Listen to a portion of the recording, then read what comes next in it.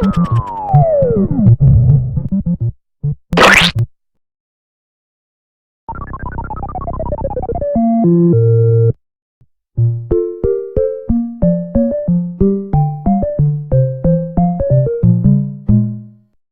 everybody, and welcome to a very special episode on the Engine Gremlin channel. Today we are having an episode of Ask the Experts, and I am here today with Matt Cox of Vintage Inlines. Matt, thank you so much for joining me today and going through with this interview. Thanks for having me. So, being the owner of Vintage Inlines, obviously today we're going to be talking about cylinder heads, particularly for the Ford Straight 6. But before we get into that, I kind of want to address the elephant in the room, kind of square it away out of the gate, and that is with the cylinder heads. What is with the shortage of the cylinder heads over the last few years? I know there's been a lot of speculation and confusion online about these. I know a lot of people, these are really sought after. So just kind of in a couple of steps, walk us through, what's caused the shortage? How come it's taken so long to get back into head production? What's left to solve any problems that there are? And then when can we reasonably expect to see heads get back into production? Well, good. You're starting with the easy question. That's good. It's one part of it is lousy timing. COVID, it really did affect it. I think a lot of people believe that COVID is used as an excuse a lot of times, but it really did cause supply issues. It really did cause disruptions in industries that we don't necessarily think of as related to our hobby. But when COVID hit, I had just dropped off the patterns for the head to a new foundry. Mm-hmm. That foundry has other contracts, defense contracts. They have aerospace contracts. They have a lot of other contracts, and they actually got pressed into service by one of their customers for some type of component that was being used for the COVID fight. Okay, whether it was respirators or what, I'm not sure exactly what the component was. Mm-hmm. But just right out of the gate, when I moved to the new foundry, we had an issue. And then it just kind of snowballed from there. Then they had people that got COVID, so then they had personnel issues.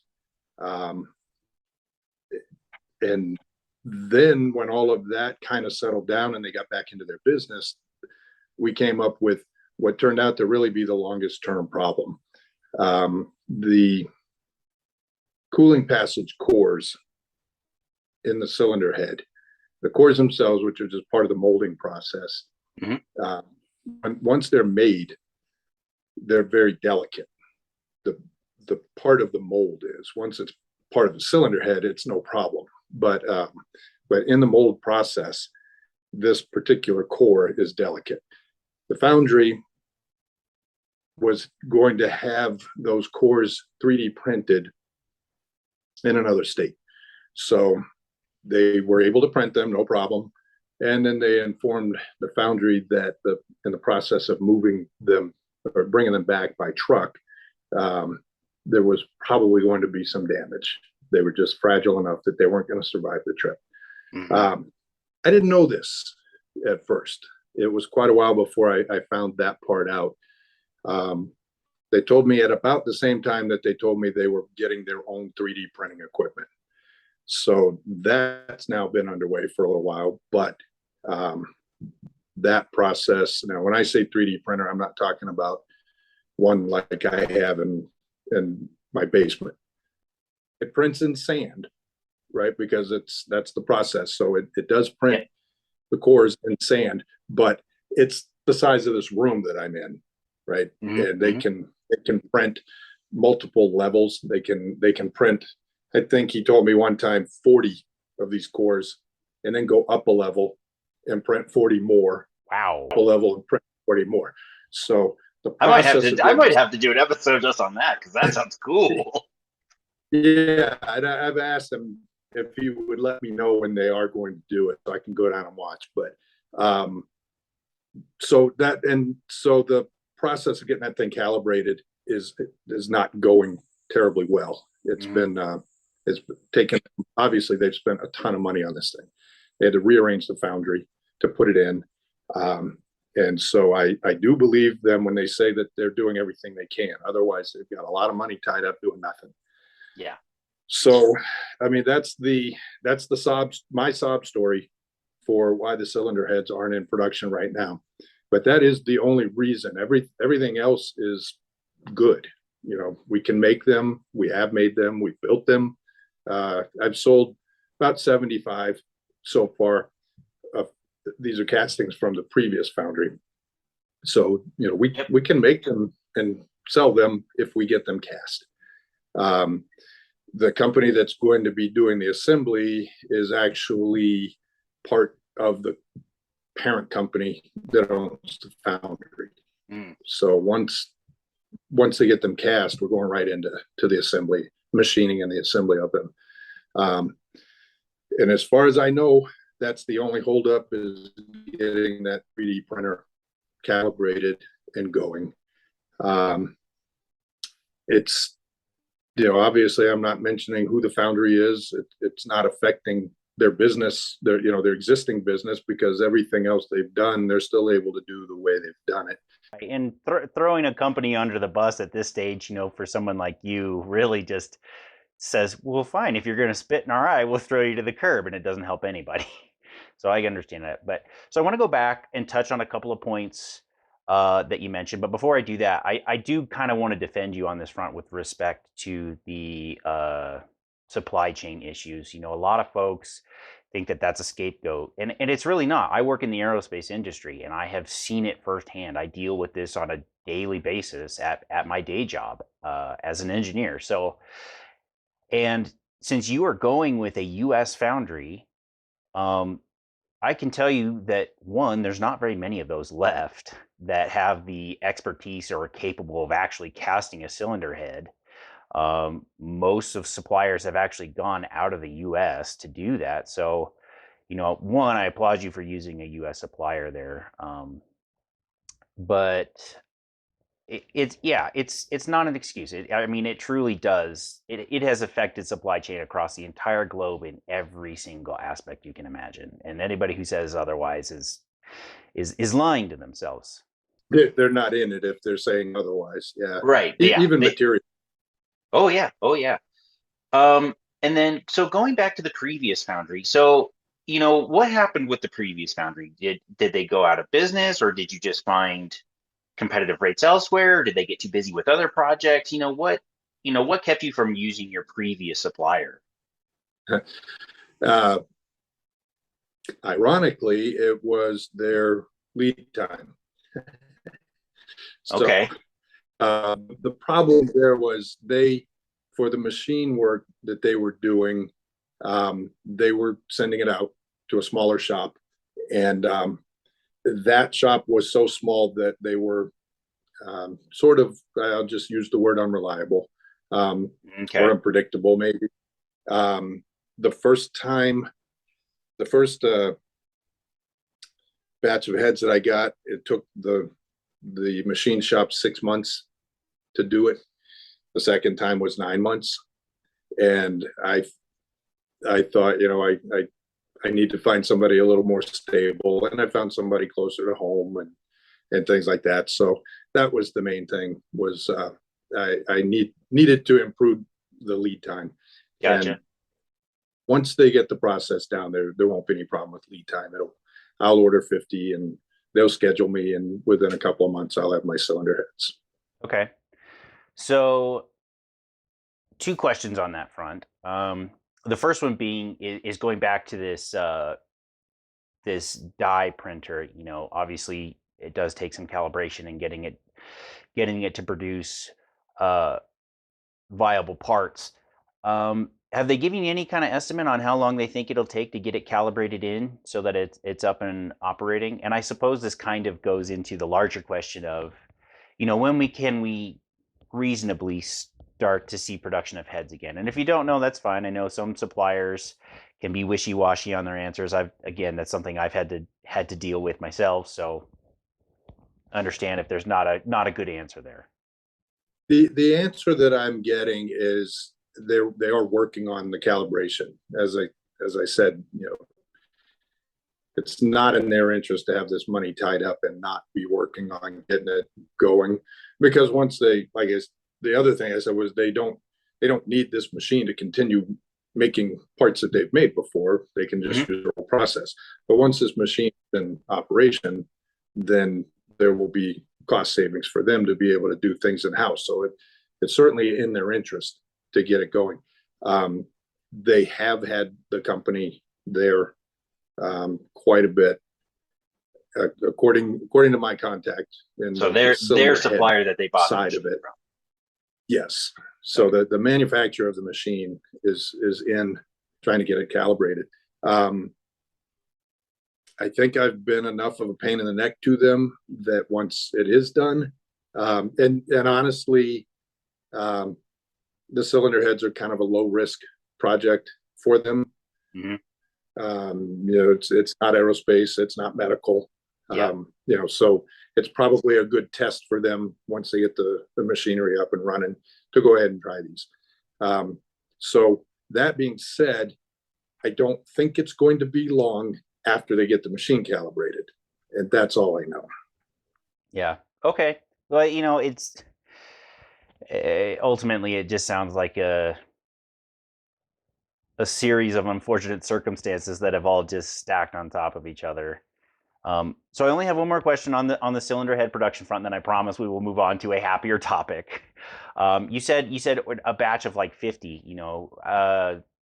There seems to be a lot of desire and want for these heads. How come you're just starting off with 50? Just kind of a low risk batch number, or is that how much they can process in house? Are you thinking about going to higher batches if you see the demand? Because I know the wait list filled up a long time ago, and there's folks who have been have bothered you about trying to get on it.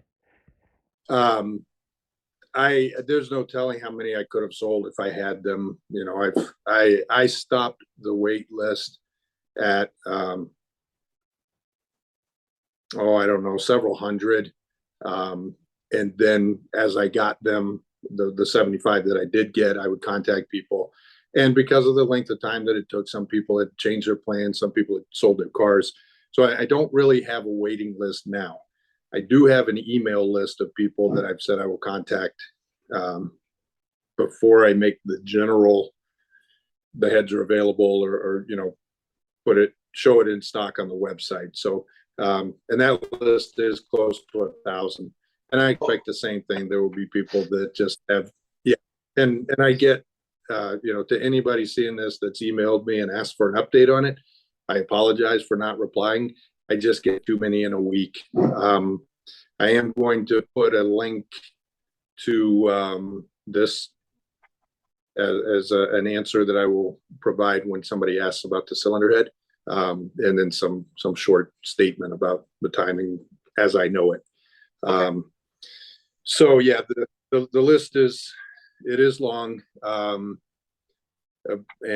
I'm sure that people have had to change their plans in a lot of cases, but I don't see really any change in the real demand. Um, and as far as 50 goes, I talked about it with the foundry and the cylinder head shop, and that is a quantity that they can handle at a time. They Okay. obviously they could do less, but they would not want to do more than 50 at a time. Yeah, and they have other higher paying jobs, so they're going to fit it in between those jobs. I mean, that's just. There's some of that too. Yep, yep. Because they don't want to go much lower than that because of setup times. Mhm. They don't want to go much higher than that because of the actual amount of time that it takes to do. To your point, there's other things that either have more importance or are more profitable. Frankly, Yeah, I mean, it's a benefiting cost objective. I absolutely understand. So, well, I tell you what, Matt, we can move on to happier topics. So, I really appreciate your honesty there on and filling everybody in on what's been going on with the head shortage and where we go from here. So moving on to a better topic, I want to talk about the history of vintage inlines. So first of all, how did you acquire slash get into running vintage inlines? Because I know, uh, and I'll let you tell the story. I know that you acquired it when it was called Classic Inlines. So what's kind of the story there? Well, the guy that started Classic Inlines, Mike Winterbore, passed away suddenly in 2015. And a friend of his that had helped him in the development, not the not the design and engineering or anything of the cylinder head, but actually developing it afterwards. Um, he ended up with all of the parts that were left over, all the inventory, and he was selling them just as people contacted him. And he and I started talking at some point about it, and I asked what he would want for the parts that were left over, and he gave me a price, and I thought it was a good price, and I did not think that it would turn into as big an operation. It's still a very small operation, but I think a lot of people that have been in touch with me know that I do this at night and on the weekends. I do have a day job, so um, A lot of working pieces in a otherwise very small machine, kind of like a watch. yeah, yeah. I have to do everything that any other business does. I just do it all myself. Um, so I flew down to Tucson, and I feel like I've come back to the roots of vintage inlines because I'm in Arizona this week for the Barrett Jackson. That's where I went down. I picked up all the parts. I put them in a U-Haul. I took them home and got my website and started going. I did not try to do things very differently than Classic Inlines had done because for such a niche business, it seemed to be working pretty good. So that's what I've done. I've added a couple of products to the catalog. I have some other things that I would like to add, but my main thing was to keep the cylinder head going. And then I realized how much of a, as I say, a service, I guess, it is to the people in the hobby that there's things that I sell that you can get other places, but it's not always easy to get them or to find them, let's say, at the other places. If you want a distributor and you don't necessarily know where to look, you may not find one. So I try to put everything in one place, make it easy for people to get stuff, everything that I can keep in stock anyway. Okay. So that was the roots of it. It was an effort to keep some products going that had been brought to the market by Mike. So talk to me more about the history of the head itself, and the work that Mike did going into the development. I'm, there. I know that there is quite a bit of this catalog to some degree on both Ford6.com and Classic Inlines, their old website that I think is still up and running. But give us some of the details of the history of this cylinder head. My understanding was that about 10 years before he passed away, he actually had gotten started on the cylinder head. He used an engineering company in Australia, and they based it off of the Australian 252V head. Okay. So there was a company there that was able to get their hands on the heads, I guess, and then make the upgrades, the engineering changes that needed to be made to improve it. And then that's where the original patterns were made. And then he actually had started the production process down there. There was a foundry that was casting them down there. That turned out to not work so well for Mike, I believe. So he brought it to the U.S. The intake manifold had been designed and made here the whole time, though. So there was a little bit of something going on. He would get emails from people in Australia asking if they could buy one of his intake manifolds, and he thought, well, why do you need my intake manifold? You don't have my cylinder head. But turns out they did. So that was part of the reason. That's the legend anyway, or the lore, and that's why he brought it to the U.S. So he had a foundry out in Los Angeles, was doing the castings for him, and then he had a local machine shop to him. He was in Gilbert, so he had a local guy there doing the assembly for him. My understanding is that in total, he didn't make that many cylinder heads. Even after the process of having the patterns made and everything, it's still a fairly expensive process to have them cast and assembled. Mm-hmm. So, I believe the demand was there at the time. I built my engine back in 2012, and I did not get an aluminum head at the time, thinking that I'd be able to whenever I wanted to, and that was one of the reasons I did this, was to save the heads. But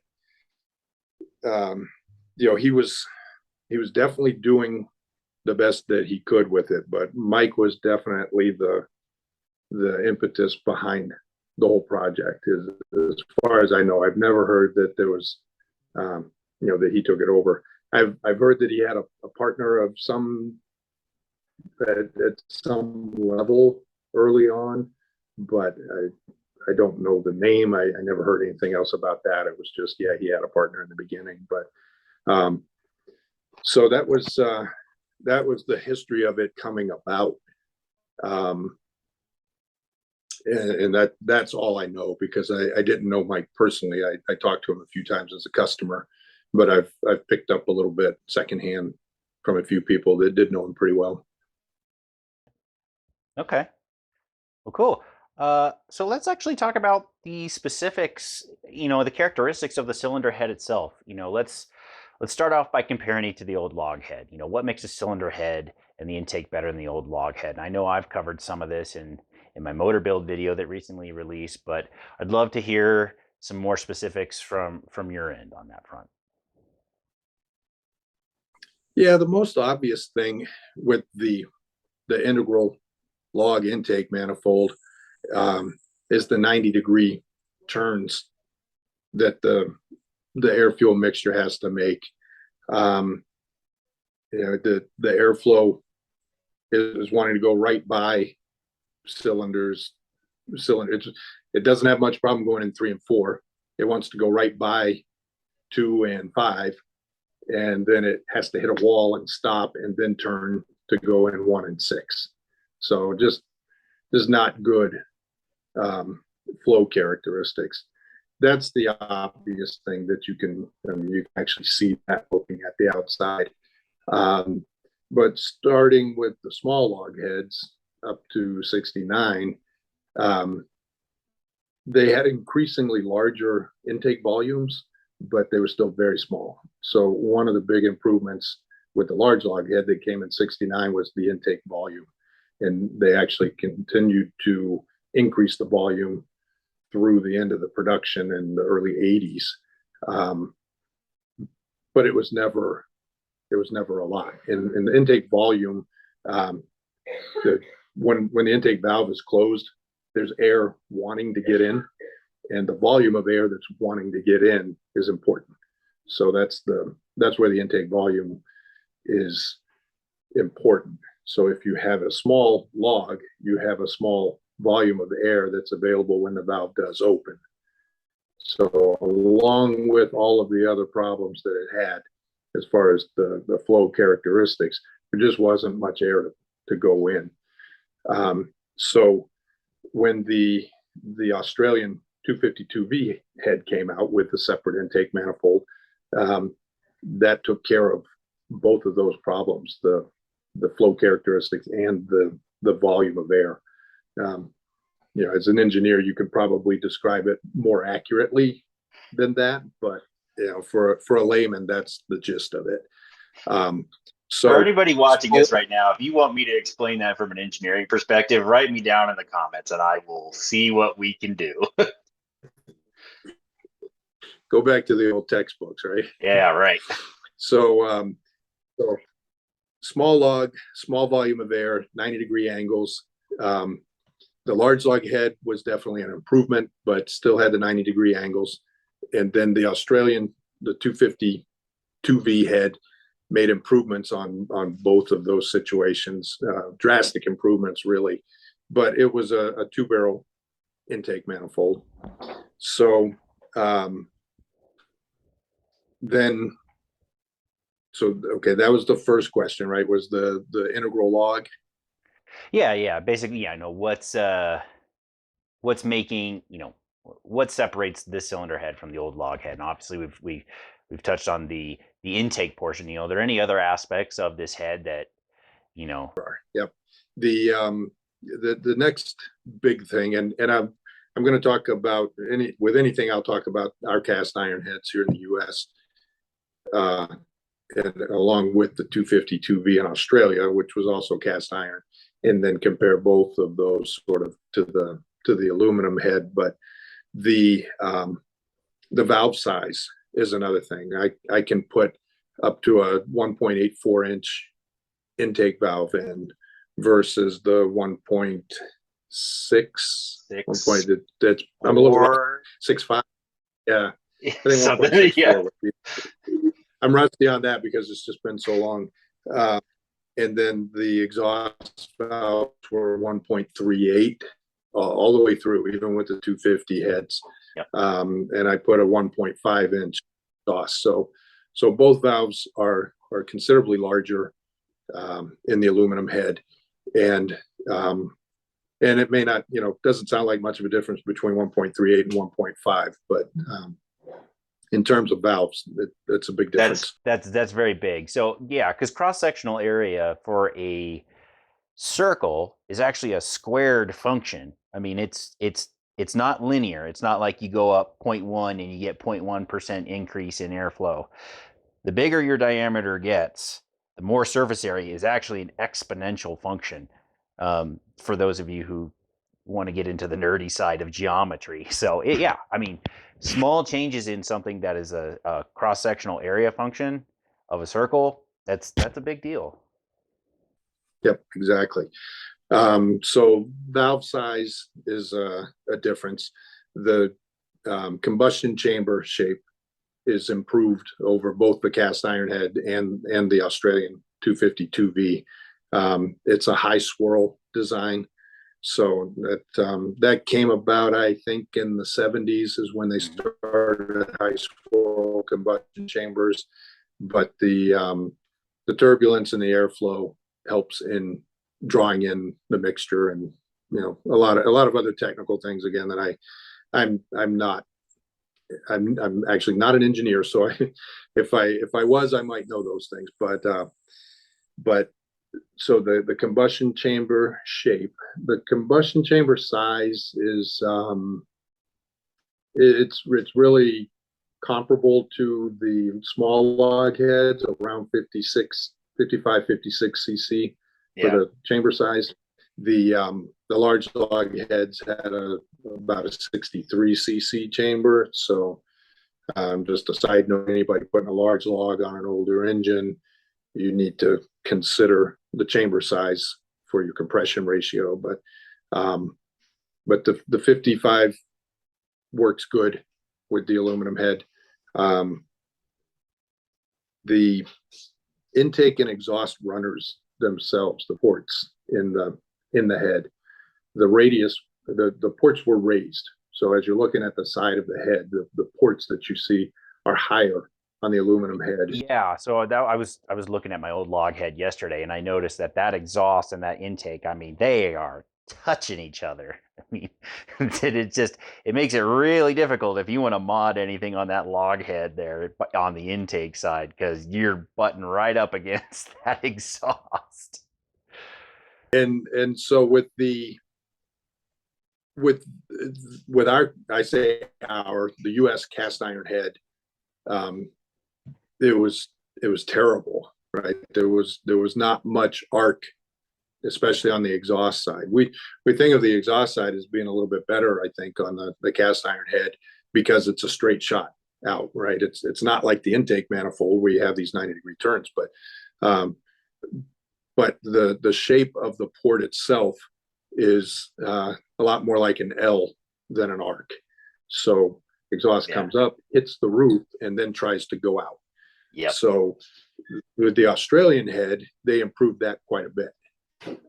With the aluminum head, Mike and the engineers improved it even more.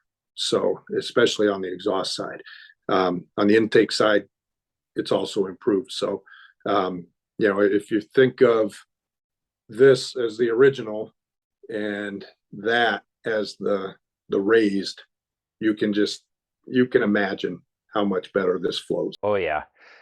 Well, and not to mention the fact, yeah, well, not to mention the fact that on the exhaust side, I mean, it was compounded by that awful exhaust header. I mean, same thing as with the intake. It immediately deadheads to a 90-degree there, and then it goes to that single collector right there. Again, also a 90-degree, undersized exhaust ports there, in my opinion. And then you've got that weird Siamese combined exhaust port for cylinders 3 and 4. Um, so yeah, I mean, you fortunately that the exhaust side was something that you could at least address, unlike the intake manifold. You can, like I said, it was accessible, so you could go in.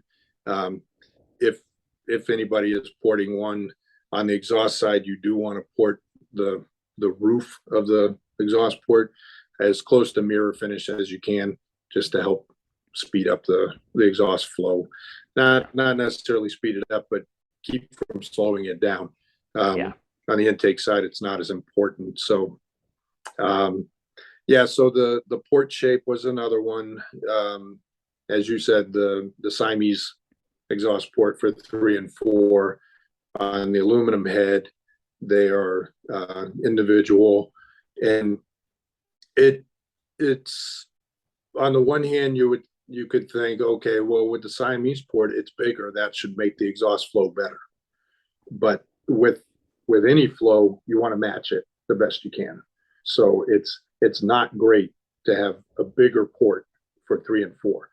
Um, it doesn't help with scavenging.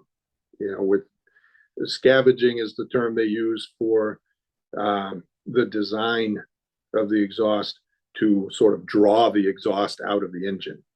And when it comes out of that Siamese port and just goes into this large void, that's not doing anything. It's not helping the velocity or the direction. Again, using layman's terms, it's not helping to get the exhaust out of the general area of the cylinder head. So with the aluminum head, all 6 are individual and all 6 are pretty evenly matched. I had one head ported by a guy local to me, and he went to a lot of effort to balance the flow, put it on his flow bench and everything, but he went to a lot of effort to balance the flow on the exhaust ports, um, to the degree that they're D-shaped. So he he he took the ones that flowed the least and brought them up to the flow of the one that was best by opening up the port to match. So it caused me a little bit of trouble gasket wise. So that one, I'll just make sure everything's nice and flat and put a little coat of copper on it, and that'll be my gasket. But that's how important it is to have them matched, and you just can't match it with 3 and 4 being Siamese like that. And that's the one place that we could probably also do a whole episode sometime after I get some dyno numbers on the exhaust port divider. I was just gonna say the jury is still out about whether or not that weld-in divider actually provides any benefit or not. So I, I would love to do an episode on that personally. Just put, stock log head and then throw in one with the divider and maybe the same exhaust. Preferably both would have an aftermarket exhaust, but that gets a little bit difficult with that Siamese one there.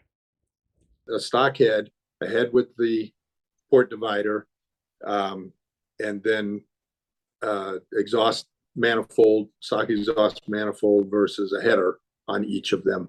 Because I do also think that when you're using a header with that Siamese port, that it just exacerbates the problem, because you've got exhaust coming out of the Siamese port that's this big, trying to go into a header tube that's an inch and 5/8, and Yep. it may or may not find it before the next pulse comes along and is trying to get out, but it's blocked. So um,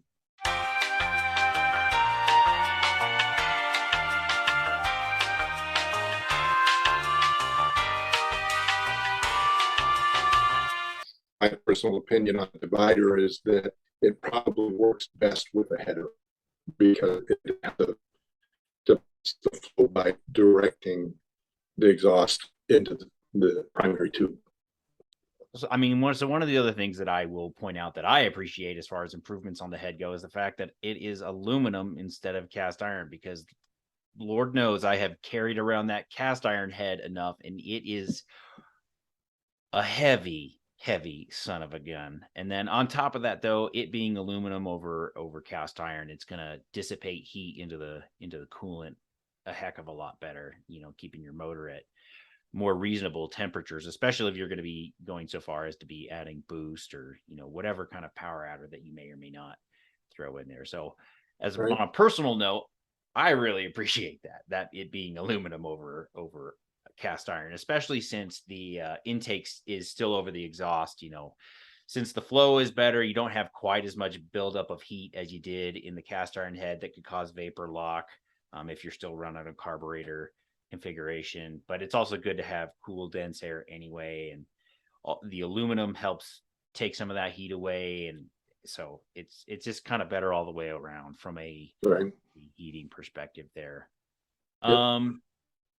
I think that covers probably most of your standard performance increases for a standard aluminum cylinder head. Let's talk about some of the other things that you can do to the cylinder head to increase performance. And I think you and I are both kind of competing to see who can get done first with the sequential port fuel injection side of things. Or Right. maybe you want to go multi-port fuel injection. Yeah. The beauty of it is anything the guys with the V8s do to their cylinder heads, we can do to ours too. The aluminum head just makes it easier to do in a lot of cases, but it also makes the improvement. You get more bang for your buck if you port a cast iron head versus porting the aluminum head. You can spend the same amount of money, but you'll get much more improvement on the aluminum head just because of the access. So porting is definitely beneficial. As good as the head is in its as cast condition, it can be improved with porting. So something that anybody that's going for maximum power should definitely count on having the porting done. And I mentioned that we have a guy locally that can port them here. And from what I hear, his price is a lot better. I just kind of pass the price along. His price is a lot better than some of my other customers that have tried to get porting done. But the chamber can be cleaned up underneath that chamber is that's the combustion chamber where you see the face of the valves, and then the bowl area is underneath. As you're looking at the surface of the valve, the flat part that you can see, the area underneath that up in the head is called the bowl.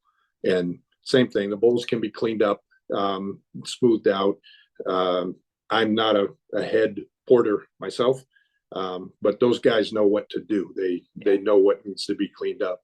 So Well, in doing it, so aluminum on that front is kind of a double-edged sword. It's a heck of a lot easier to take away the material and to smooth up versus the cast iron, because it's it's a lot softer. On the flip side, it's a lot easier to accidentally screw up. So yeah, for anybody out yeah, there thinking about porting their head themselves, yeah, I yeah. would recommend I that you at probably least practice or know what you're doing. Otherwise, give it to somebody else, or you're gonna walk away a very sad panda. yeah, I'm more forgiving. Um, you know, you have to work pretty hard to remove material on a cast iron head. So the Falcon Performance Manual Mm-hmm. that has a great section on how to port the cast iron head. It's got cutaway drawings. They show you where to smooth things out, where to round things off, where not to go too far. Um, but with the aluminum head, I I wouldn't touch one. There's been a whole lot to be gained in the gasket matching um, as there is on the cast iron heads. So yeah, Mm-hmm. I would agree with that. That it would be best to let a professional port the aluminum head. Leave it to the professionals. But there's gains. There's gains to be had for sure. You're probably not going to get much bigger valves in it, so I wouldn't worry too much about that. The rocker arms can be upgraded to the Yellowterra rocker arms with a 1.65 ratio Mm-hmm. versus the stock one. And that is an improvement that can be made on both the cast iron head and the aluminum cylinder. So I'm not sure that it's an advantage for the aluminum head, Mm-hmm. but it's still an improvement that you can make on an aluminum head. Um, and it has the bosses for fuel injection cast in. So if you wanted to go with sequential or even a bank fire, there is a place to put the fuel injectors. Um, the intake manifold is very versatile in the way it was designed because it requires a plate to mount the carburetor. Yep. But you can put anything from a 2 barrel to a 4 barrel carburetor to name what you want to put on there, because it's a very simple adapter. I have 3 different adapters, but it's very simple to make an adapter to put anything else on there. So that's certainly an advantage, that there's no limit really to the carburetor or fuel injection that you can use on it. I noticed you left out that dinky little Autolite 1100. Yeah, That's a lawn. It's a lawnmower carburetor. You get up yeah, past 2,000 RPMs and it starts to peter out pretty quick. yep. It is certainly small. Um, the and with the aluminum head, I probably wouldn't suggest using the 3236 Weber, the progressive 2 barrel, but a Weber Mm-hmm. 38 is good for a mildly modified, with a camshaft and things like that. A Mm-hmm. Weber 38 is a good carburetor. You can use a Holley 350 if you've got a lot of cam in it and things. You can go with a Holley 500. Um, Or in our case, you can go with a Holley 1000 CFM 4 barrel throttle body. yeah, that one. There's the real race to see who can figure out if anything needs to be done with that. I've already talked to my machinist out um, milling a restrictor if we need to. Um, I just don't know yet. I've gotten advice that it doesn't really matter, that it'll use as much air as it needs. That's the same conclusion that we came to, since Yeah, we've got the sequential port fuel injection. And our thought was, well, heck, we're not gonna let the throttle body be what restricts it, because we don't have carburetor jets. So right. let the sucker breathe. It's a totally different situation than with a carburetor. So yeah, we'll figure that part out with some experimentation. So that's a real advantage that just the intake manifold has, is the extreme versatility in the carburation. Mm-hmm. So, kind of moving on to the next topic here, as far as the aluminum cylinder head and intake manifold development goes, is there anything we can expect, on the Ford 200 performance development side, outside of like say what we're doing on our channel with the stuff outside of the cylinder head that we can kind of expect in the future, or is that cylinder head and intake manifold just kind of locked in more or less? Obviously development takes a lot of time and detail and funding to do that, but you know, worth asking the question. Yeah, I mean, there's always going to be opportunities in intake manifolds. Mm-hmm. So, that's a possibility, but I've got a guy that I've been working with some. We're going to try to come up with a turbo manifold. So, Well, um, give me a call when you do. yeah, so that'll be a big boost. Pun You know, intended. yeah, if the engine is built right with a nice properly sized turbo, um, a 250 can push 550 horsepower or so, and there's a lot of small blocks that don't come anywhere near that. So obviously that's extreme, but if you are going for all out power, that's going to be the way to go. Is a turbo. Other people have fabricated their own, but I'm just looking for something that will fit the majority of the vehicles that these engines are in. That will it's probably going to put the turbo up about where the battery is, say in a Mustang, 65, 66 Mustang. So you may have to relocate the battery, but Well, lucky for us, the we're already doing that for ours. So yeah, right. So the increase will be worth anything, any kind of packaging compromises like that that you have to make. So that's probably the big one. I have been talking with I spent time at SEMA this past year, so I've talked to them about one of the companies about reciprocating assemblies. So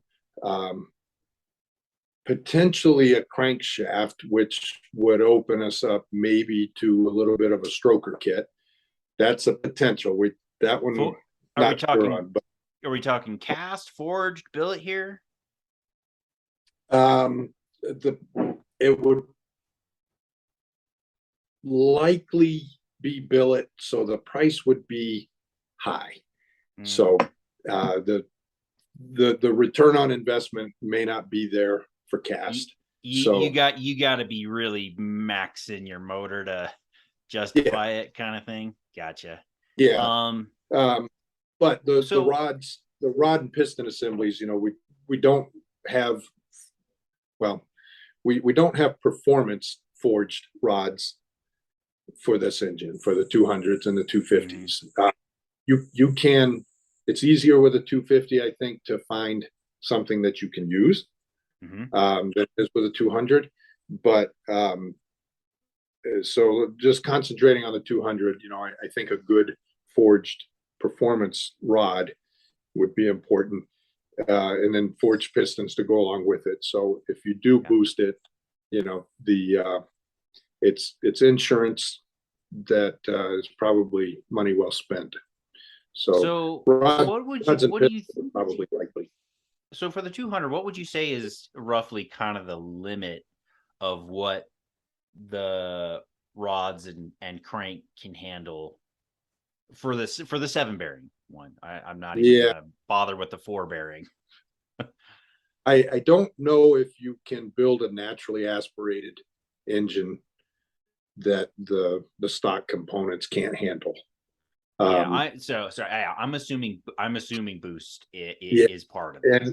and I would think, and again, this is not based on science or even brains, but I would think with a 200, if you start getting over 300 or so horsepower, um, and it's not really based on horsepower, but the forces that it takes on the engine to get you 300 horsepower, maybe that's a better way to say it. Um, that's probably when you start looking at needing to upgrade. Um, Okay. and that's conversations that I've had with people that know better than me. But that's probably it. So, and why would you turbocharge something if you weren't going to go over 300 horsepower? So, it's kind of like if you're going to put a turbo on it, you should be looking at forged pistons and rods if we can get them. But Don't put pig on a lipstick, or don't yeah, put lipstick on a pig. right, right, yeah. So the stock rods are definitely better than the stock pistons, and the cast pistons that we have available to us, like the flat tops, The UEM they're Silva also good. lights. Yeah, they're also good for anything that you can do naturally aspirated, and could probably even handle a mild turbo application, say less than 10 pounds of boost or so. But just like the guys with the V8s, once you get to a certain power level, you're really as much about insurance as you are anything else. Okay. So going back about, a little bit, you had mentioned the Falcon Performance Handbook, which I have perused through and seen a little bit on, but you actually have a book yourself, the Ford Straight Six or Ford Six Performance, that Right. you co-authored with another individual. I have a digital copy of it myself. So yeah, Ford Inline Six, that kind of covers really, top to bottom, how to take out your motor, take it apart, inspect it, put it back together, all of the nitty-gritty details of these motors, which I really appreciated. It was actually a really big help in kind of developing a game plan for our motor. So anybody out there that is considering one of these motors, I'd recommend one, not only that Falcon Performance Handbook, especially if you're going to be working with the old loghead, but pick up a copy of Matt's Ford 6 book. You can get it on Amazon. We can get it on your website. I'm going to include links down below, but that's a great resource. And I know towards the end you started of that book, there is a performance upgrade section, and so hopefully between you and myself, and the rest of the guys here, that we can maybe make a future edition where we've got a nice add-on with respect to EFI and turbo and boost and everything else. But really great I, I, resource. I was thinking the same thing because the fuel injection started getting more popular just about the time I finished the book. I didn't buy my own sniper for my car until after I had finished the book. But yeah, and just not a plug for my book, but just a little explanation. I have so much respect for the Falcon Performance Manual that I tried not to cover what they covered, because in some cases I kind of had to, but it was more, and they don't address taking the engine in and out and things like that. So I tried to have my book complement that one, because I just do have so much respect for that book. Awesome. All right. So I kind of getting to the last little bit of time here. The Ford 200 Performance. So let's assume that, let's say that folks either can't afford the Vintage Inlines aluminum head and intake manifold, or, they can't get one in a time that aligns with kind of their build schedule. What are some of the alternatives that they can pursue to increase the performance on their straight six? And I know you brought up one of them earlier, which was the Yellow Terra roller rockers to increase your ratio. The Lift. same rockers that we're using, yeah, and having the roller rocker style, which is great, to reduce friction. What else can they do to their 200 to kind of boost performance? Almost everything about an early 200 is bad. The carburation that you love so much, a ringing endorsement. Yeah, the 1100 should go, and the distributor should go.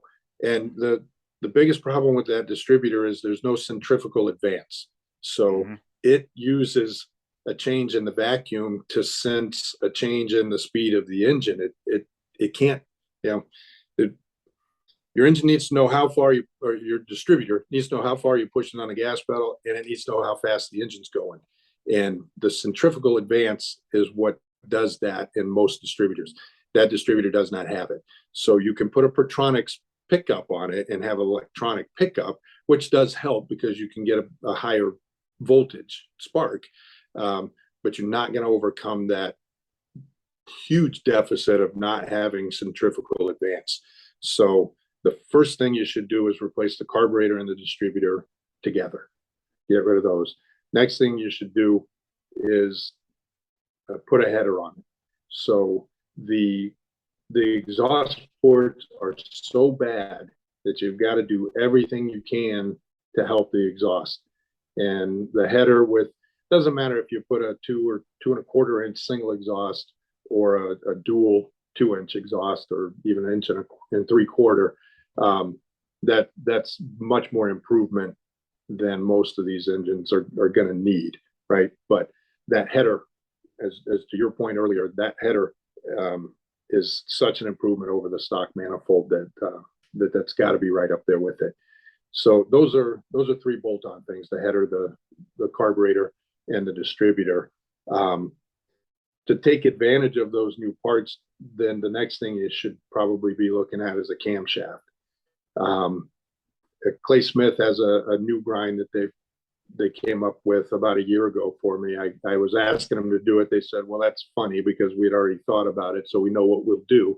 But rather than just a higher revving camshaft like even the 264s, you have to kind of get up into the power band.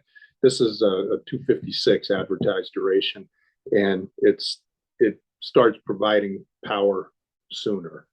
So Yep. that Clay Smith camshaft would be a really good addition. If you're rebuilding the engine, then you can deal with compression ratio. The flat top pistons are good. There's not a whole lot to crank the rods for a really mild build like I'm describing. They're completely adequate. So those are, again, they're all things that V8 guys do. And we can do them on ours, but I would say the order is the carburation and the distributor together, the exhaust, and then go inside and put a camshaft in it. And for people that aren't going to, let's say you rebuilt your engine 3 years ago and you don't want to put a new camshaft in it, but you replaced it with a stock camshaft, that is a really good candidate for either the Yellow Terra rocker arms, or when we can get them, the high ratio rocker arms from Rocker Arms Unlimited, because they don't trick your engine and thinking you have more lift. They actually provide more lift. So that ratio of 1.5 to 1.65, that's a 10% increase in lift. That's what the difference in the ratio does. So that's something that can be done to the outside. So all those same basic things, but that's probably the order that I would say should be followed. Yeah, and all pretty moderate, modifications that I think anybody handy with a wrench can implement. Yeah, and I said carburetor. I should have probably given a little more detail on that. You can use a 2-barrel to 1-barrel adapter. And they're available for the Webers or the Holleys, and it doesn't have to be from me, but I really do think that Mike and his machinist designed really good adapters. They have an insert that makes a smooth funnel, let's say, from the 2-barrel to the 1-barrel. A nice transition that's not so abrupt on airflow. No bolt holes in there to disrupt things and collect fuel. The better option really, though, is the conversion adapter, where you mill the head flat so that you can put the adapter on and then open it up to the 2-barrel size. That gives you the full advantage of a 2-barrel, whether it's a 32-36 Weber or a 350 Holley. I am debating about whether or not to do a how-to video on that. I don't, obviously my priority is the motor build as it is, but I would love to take the old head and show folks how to how to do that. So maybe I'll do that as a bonus episode in the future, or a stretch goal for subscribers or something. But yeah, because that's more involved. And I think the other one Well, let me to know if that, you need parts. I know where you can get parts. uh, hang on. You already take you're running me dry, Matt. Hey, I can send you the parts if you want to send them back when you're done. Yeah, the labor fee. Yeah, yeah, Um, and uh, then I can put them on somewhere. So I think there's one other one that you left out there too. And this one was covered on another channel, Ellie's Garage.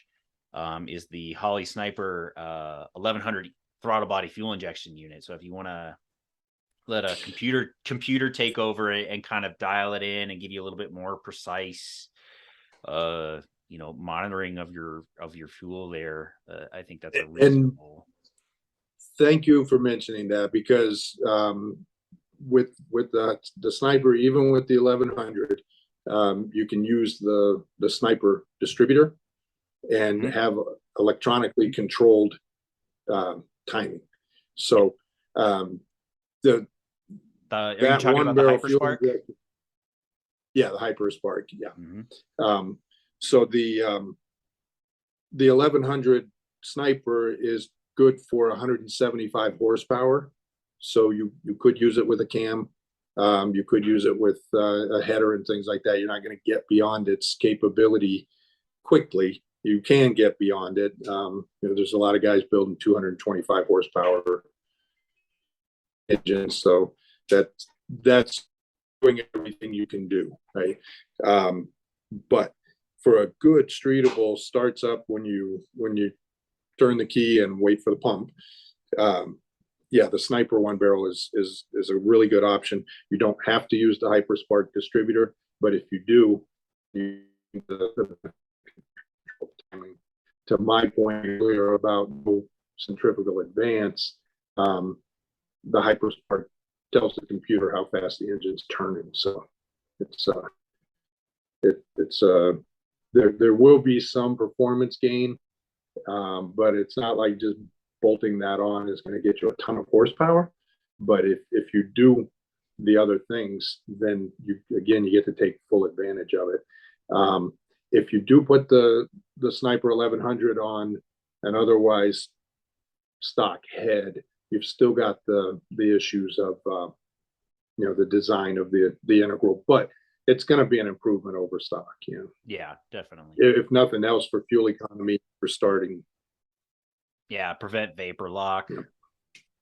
Yep. Yeah. I think that based on our conversations in the past, I think that covers probably most of the major mods that you would want to do to a stock log head. You can optimize the cast iron head. You can port the exhaust side. You can clean up the chambers. You can clean up the bowls. You can do some in the intake ports. You just have to work through the combustion chamber. So if you've got one off and you are either capable of doing it yourself, and it's not something that should be so scary that somebody couldn't try it, right? You need a good die grinder and some burrs, and that you're never going to get past the 90-degree bends in the log manifold, but you can improve it quite a bit, especially if you can go with a large log head and do the most porting that you can do. You can improve quite a bit. It's always going to be limited at that upper end by the shape of the log itself. That being said, I mean, that really covers everything that I wanted to talk about for this episode of Ask the Experts. Is there anything that you wanted to talk about here before we kind of end this episode? Anything maybe you'd like to plug, or No, I really appreciate everybody's patience. Everybody that is patient, which is 99.98%. of people are Always being, going to be that one guy. yeah. But yeah, most people are understanding and patient. I really appreciate that because I'm I'm a very small business. Um, I'm I've tried with some of the actual cylinder head companies. I am actually working with one, but you know the ones that most people have heard of, um, and it's just not something they're really interested in doing. So I appreciate everybody's patience while I am trying to get this done. Believe me, I'd like nothing more than to sell 200 of these things a year or 600 the first year. It's okay with me, but my goal really is to keep the head available, uh, so that people will keep their six cylinders. I know there's a lot of customers that they love their six cylinder. There's some people that love to be different. I take my car to shows and people look at it and yeah, and they don't know what they're looking at, and I love that. So Yeah. that's a couple of good reasons to do this cylinder head, and keeping it going is my reason for having this business. Yeah. Awesome. Awesome. Well, thank you so much, Matt. I really appreciate your time. I really appreciate all the support that you've given us in terms of helping develop the motor that we're working on. And I really appreciate the being able to provide us with a head. I know that's kind of rubbed some of the folks the other way. Just for those out there who wonder how we got our hands on our head on our head, ours is actually a casting defect head. That Matt was kind enough to figure out how to repair so that we could actually use it. So it's not like we didn't have our own You troubles didn't you getting. didn't jump the line. Yeah, exactly. We took a hit elsewhere so that we could do this series and we could show people where to go from the next step. So hopefully by the time that we're done with this series, these heads are back in production and they can take it any way they want. But again, Matt, again, really want to say thank you for all the support that you have, your time and your efforts. Also taking the time to do this episode of Ask the Experts. I hope this provides a lot of good information and clarity for folks out there who want to build up their Ford 200. But outside of that, uh, yeah, this has been great. And so for everybody out there watching this episode, thank you guys so much for watching. We'll be back here in pretty soon with a couple of other episodes, more updates on the motor build, and then we're going to be switching over to the structural portion of the car.